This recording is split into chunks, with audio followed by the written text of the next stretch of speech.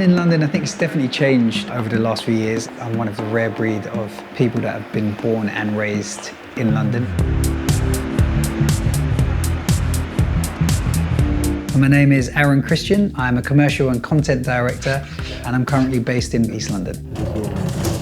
I probably roughly earn maybe around 40k a year. The cost of living in general for London has continuously gone up. My fiance and I stay in a one-bedroom apartment. We pay £1,400 a month, which is about the average for this area.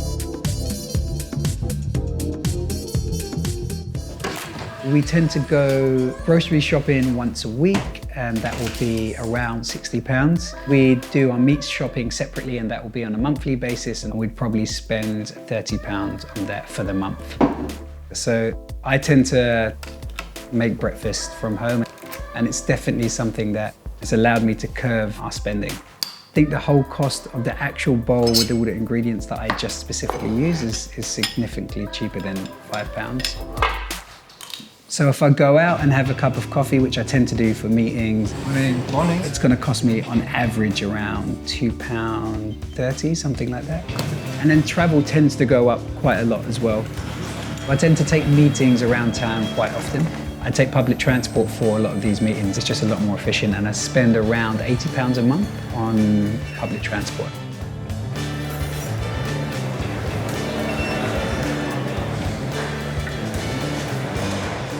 In regards to healthcare, we have in the UK the NHS, which covers most of our kind of healthcare, which is free. That's something we haven't had to worry about as much as our neighbours over in the States.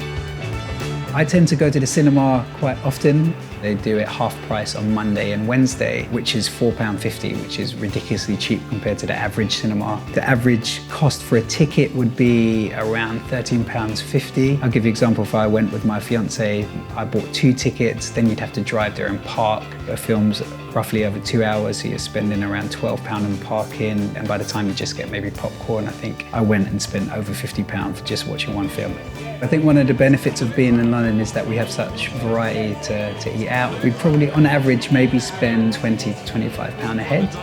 Yeah, I don't really drink. I think people must spend so much money when they booze out. I think that's where I save my money at, because like alcohol in London is ridiculous.